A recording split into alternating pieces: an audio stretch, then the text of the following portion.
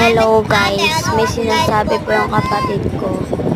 Ayan, may sinasabi po siya sa akin na hawak, hiniram ko po yung cellphone niya kasi po lobat ang aking cellphone. Ayan, ako nagagalit tuloy kasi Kisses! Open! Ayan, kumakain po siya guys. Matanong cellphone ko ate Uncle. Tanta mo yan. Guys, may sinasabi siya.